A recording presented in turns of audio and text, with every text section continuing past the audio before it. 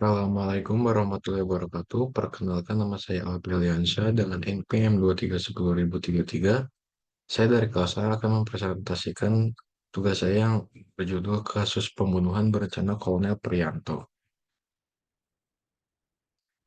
Yang pertama ada kronologi. Dalam sidang lanjutan kasus kecelakaan lalu lintas dan dugaan pembunuhan berencana terhadap sepasang sejoli Handi Saputra dan Salsabila, Kolonel Priyanto duduk sebagai terdakwa. Sidang kali ini menghadirkan saksi Kopda Andreas Dwi Atmoko yang bertindak sebagai supir mobil Panther yang terlibat dalam kecelakaan di Nagreg, Bandung, Jawa Barat. Andreas Dwi Atmoko menjelaskan sebelum kecelakaan, dirinya bersama Koptu Ahmad Soleh dan Kolonel Prianto berangkat dari Yogyakarta menuju Jakarta, melewati Bandung. Saat itu Andreas dan Ahmad diperintahkan Prianto untuk mengantarkan ke Jakarta karena harus menghadiri rapat intel dalam perjalanan menuju Jakarta. Mereka mampir ke Cimahi, Jawa Barat, untuk menjemput teman perempuan Priyanto bernama Lala. Dari Jogja menuju Jakarta lewat Bandung, mampir ke tempat saudari Lala. Kata Andreas dalam sidang. Andreas kemudian menjelaskan bahwa Lala adalah teman perempuan Priyanto, Andreas, Ahmad, dan Priyanto.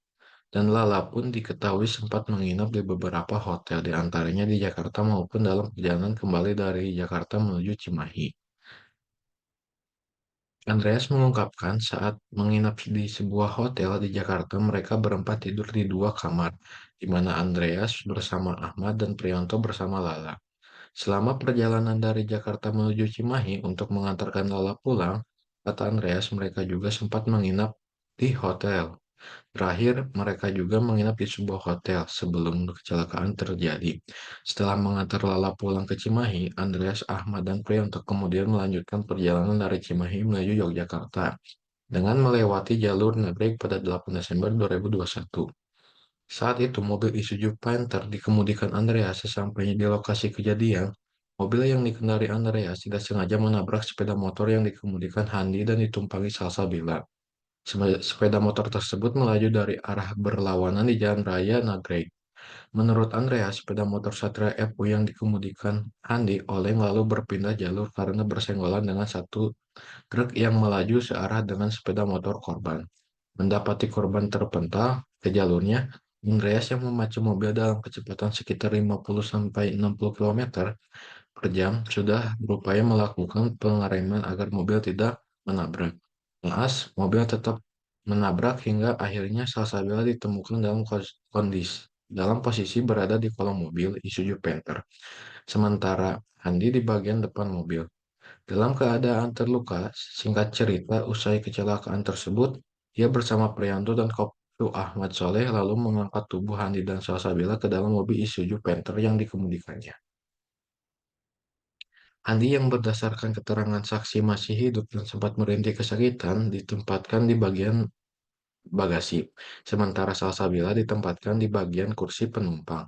Andreas mengatakan, berdasarkan sepengetahuannya, kedua korban dimasukkan ke dalam mobil dengan tujuan untuk dibawa ke rumah sakit terdekat dari lokasi kejadian. Nah, saat melewati satu pusat kesehatan masyarakat atau puskesmas, dekat lokasi Priyanto yang duduk di kursi penumpang bagian depan justru memerintahkan Andreas tidak menghentikan kendaraan. Dalam perjalanan, Andreas mengatakan sudah berulang kali memohon kepada Priyanto untuk membawa kedua korban ke puskesmas dengan tujuan menolong nyawa Hani dan Salsabila. Tapi Priyanto yang secara pangkat lebih tinggi karena merupakan perwira menengah TNI Angkatan Darat tetap memerintahkan kepada Andreas untuk diam dan memacu kendaraan ke arah Jawa Tengah. Setelah mendapati Andreas ketakutan karena telah mobil menabrak kedua korban, Priyanto memerintahkan Andreas untuk menepikan kendaraan dan mengambil alih kemudi. Dalam perjalanan tersebut, Andreas sempat kembali memohon membawa korban ke puskesmas meskipun sebelumnya sempat diminta diam oleh Kolonel Priyanto. Andreas sempat kembali memohon kepada Priyanto agar kendaraan diputar balik menuju puskesmas, sehingga korban mendapatkan penanganan medis. Tapi Priyanto kembali memerintahkan Andreas agar diam dan menyatakan kedua korban akan dibuang ke Jawa Tengah untuk menghilangkan barang bukti bahwa mobil menabrak kedua korban. Sadar bahwa Priyanto memerintahkan dia melakukan tindak pidana lebih berat dibandingkan kecelakaan lalu lintas. Andreas makin kalut dan memohon ke Priyanto untuk membatalkan niatnya. Mobil yang dikemudikan Kolonel Priyanto pun akhirnya berhenti di sebuah toko. Saat itu Kolonel Priyanto ingin buang air kecil. Setelah itu Andreas kembali mengemudikan kendaraan dan Priyanto duduk di kursi penumpang. Di sampingnya Kolonel Priyanto. Kemudian mencari sungai melalui Google Maps di ponselnya. Maksud mencari sungai guna membuang Hani dan Salsabila, Andreas mengungkapkan sebelumnya memang Priyanto sempat mengungkapkan niatnya untuk membuang Hani dan Salsabila di sungai. Hal itu terungkap ketika Andreas menanyakan kepada Priyanto tujuannya setelah menolak sarannya untuk dibawa Hani dan Salsabila ke puskesmas. Timbangan, tujuannya kemana Pak? Jadi kita bawa ke sungai di Jawa Tengah, kata Andreas. Andreas mengatakan pertama mereka tidak menemukan sungai dan masuk ke jalan perkampungan. Mereka kemudian kembali ke arah jalan raya menuju Banyumas. Setelah tiba di Banyumas, mereka kemudian melewati jembatan Serayu yang besar. Namun niat mereka untuk membuang Handi dan Salsabila, per- Salsabila pergi dari sana karena masih ada sejumlah orang di lokasi. Andreas kemudian memutar balik kendaraan mereka ke arah Jawa Barat karena Bandung tak jauh dari sana. Kemudian mereka menemukan jembatan lainnya, kendaraan tersebut kemudian diputar arah dan diparkir di tengah-tengah jembatan. Di sanalah jenazah Hani dan Sasabila ditemukan di dua lokasi terpisah. Di aliran Sungai Serayu, Priyanto juga tidak membantah keterangan yang disampaikan Andreas tersebut. Siap, tidak ada yang dibantah. Jawab Priyanto ketika ditanya di ruang sidang. Yang kedua ada penangkapan tersangka. Johnson menuturkan penangkapan terhadap Kolonel Priyanto bermula ketika Komandan Konrem atau Danrem 133 NWB Brigjen Amrin Ibrahim berkoordinasi dengan Komandan Pongdam Merdeka Kolonel CPRM R. Tri Cahyo. Kemudian Kolonel Priyanto ditangkap di markas Korem 133 NWB Kabupaten Gorontalo pada Kamis 23 Desember 2021. Yang ketiga ada putusan pengadilan militer. Dinginnya jeruji besi menanti prajurit TNI Angkatan Darat Kolonel Infanteri Priyanto usai jatuhnya divonis penjara seumur hidup dalam kasus pembunuhan berencana terhadap sejoli Handi Saputra dan Salsabila.